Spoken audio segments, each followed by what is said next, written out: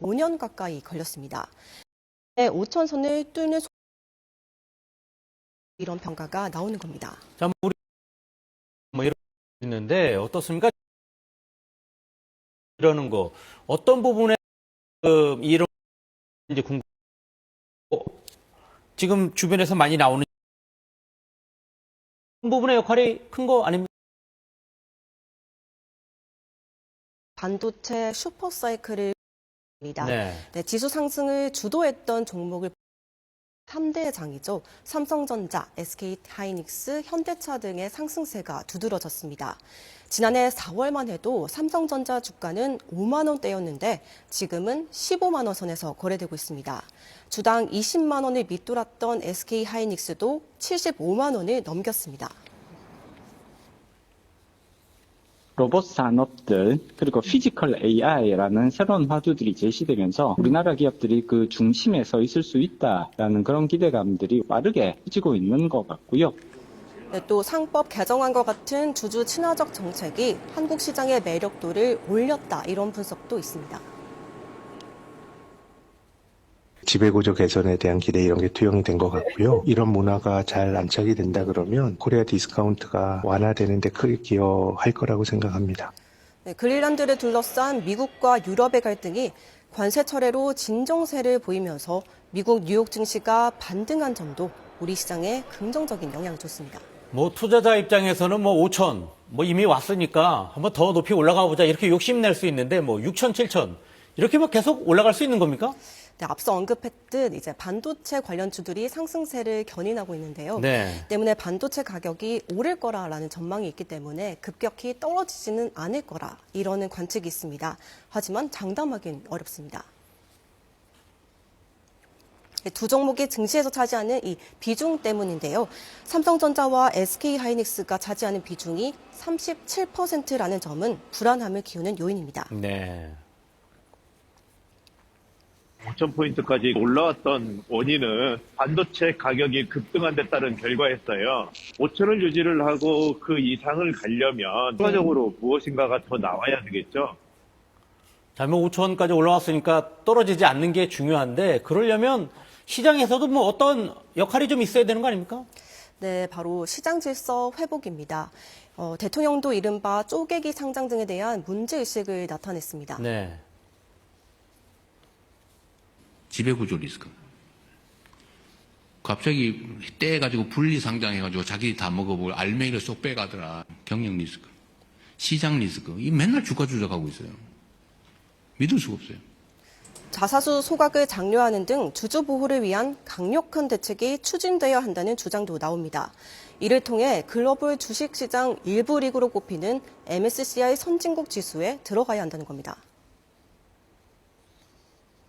선진국 지수가 편입되면 미국의 기초자산들이 들어오기 시작합니다. 현재 외국 자본이 들어오는 것에 대한 한도를 완전히 열어줍니다. 시장 투명화와 안정화를 통한 어제 이재명 대통령과 여당은 3차 상법 개정안을 조속히 추진하자는 데 뜻을 모았습니다. 3차 상법 개정안은 자사주 소각 의무화 등을 담고 있는데 현재 여야 대치 속에 국회 논의가 지연되고 있는 상황입니다. 또 미국 주식에 몰린 개인 투자자들의 관심을 국내 증시로 돌리는 것도 중요한 과제입니다. 이를 위해 정부는 해외 주식을 팔고 국내에 투자하면 세제 혜택을 주는 국내 복귀 계좌 RIA를 다음 달 출시할 계획입니다. 네, 알겠습니다. 오늘 여기까지 듣도록 하겠습니다. 지금까지 윤아림 기자와 함께했습니다. 고맙습니다.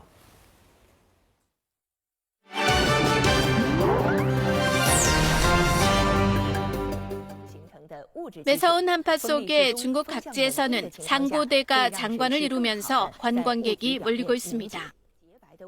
칭하이성 하오먼 하천변, 강물 위로 피어오른 물 한 개가 강변 나무와 풀에 내려앉아 상고대 꽃을 피웠습니다. 상고대가 흐르는 물과 어우러진 풍경은 한 폭의 동양화를 연상케 합니다. 동북 지역도 상고대가 절정입니다. 지린성 아사하다 상고대 섬은 만개한 상고대 꽃으로 뒤덮였습니다. 은빛으로 반짝이는 나뭇가지가 강변을 따라 펼쳐지는 장관을 보기 위해 관광객과 사진작가들의 발길이 끊이지 않고 있습니다. 其实我国北方大部到江南中北部以及贵州中西部的很多地方都有机会见到雾凇，一些伟纬度比较高的地方，常年的年均雾凇日数能够达到5天以上。 하지만 이런 풍경도 점점 귀해지고 있습니다. 기후변화로 겨울 평균 기온이 상승하면서 지난 30년간 중국에서 상고대 관찰 가능 기간은 계속 줄어드는 추세입니다. 일부 지역에서는 인공지능 온도 제어 시스템을 통해 실내 온도를 연중 영하 6도로 유지하며 인공 상고대를 만드는 실험이 이어지고 있습니다.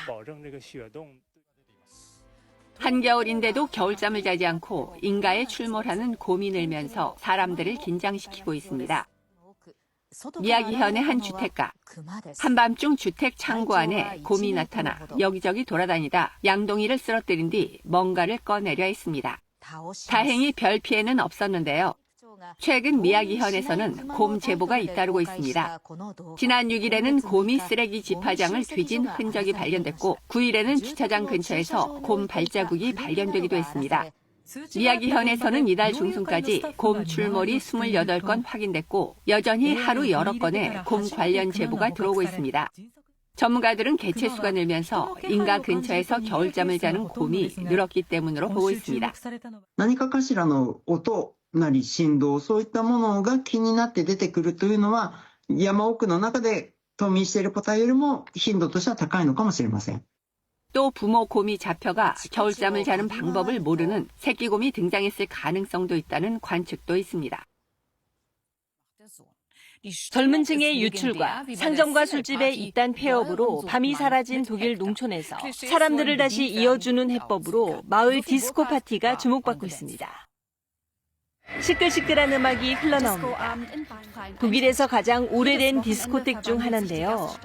이곳 방문자들, 이렇게 트랙터를 몰고 오는 일도 허다합니다. 이 디스코텍이 있는 지역의 주민 수는 불과 800여 명. 하지만 이 디스코텍 덕분에 이 마을의 밤은 여느 도시 못지않게 활기가 넘칩니다. DJ는 77살의 할아버지가 맡습니다.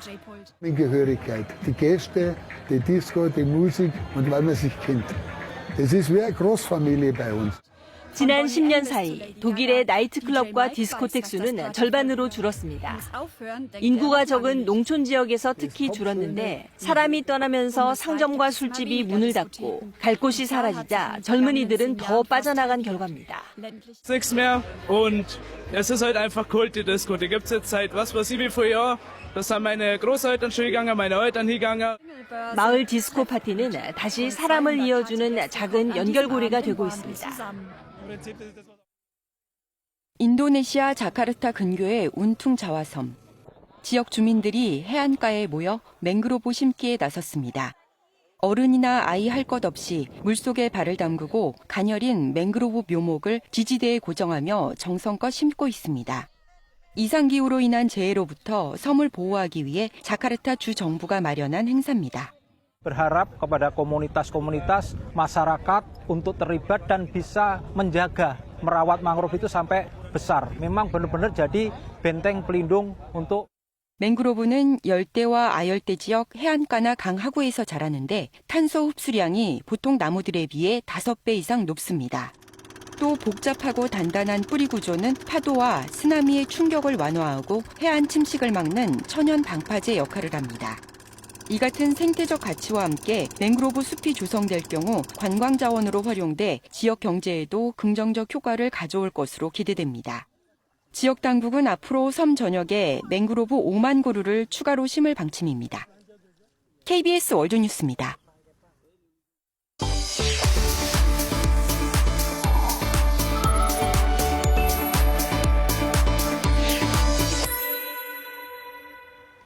생활 뉴스입니다.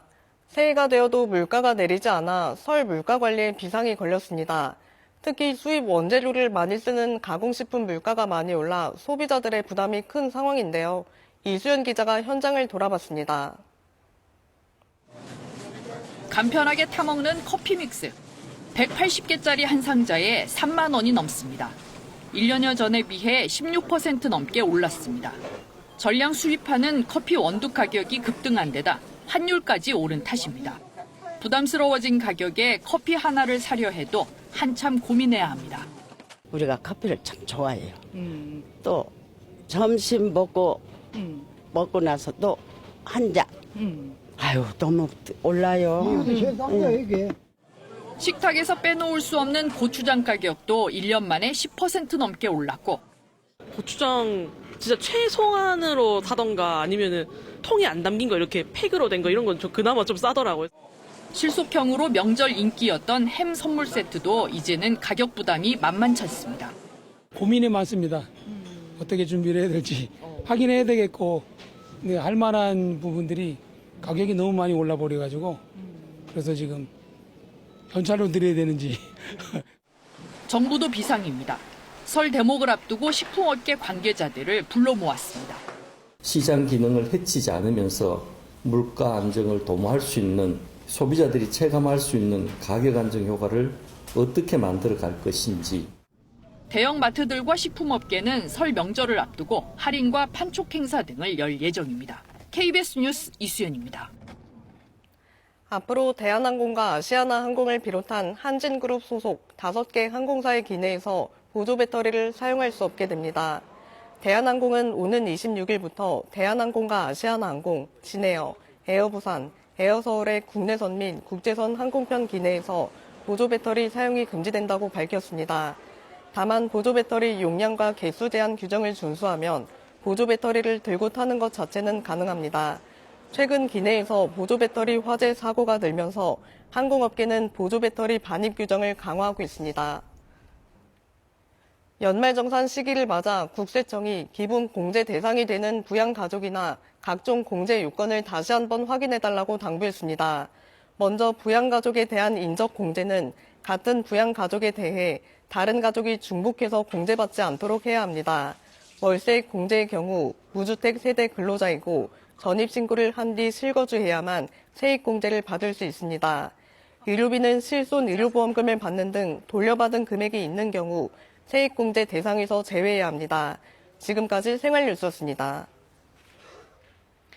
신년 기자회견에서 확고한 검찰 개혁 의지를 밝히면서도 합리성을 강조한 이재명 대통령이 개혁 방향과 관련해 또다시 메시지를 냈습니다.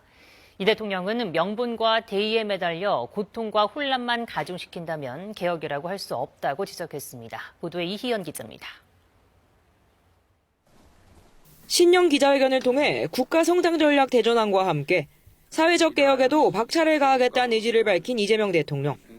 다만 개혁의 목적과 수단을 혼동해서는 안 된다고 강조했는데 어제 공개회의에서 다시 한번 이 점을 짚었습니다. 국민의 삶을 개선하기는커녕 오히려 어떤 개혁 조치가 명분과 대의에 매달려서 고통과 혼란만 가중시킨다면 그것은 개혁이라고 할 수 없습니다.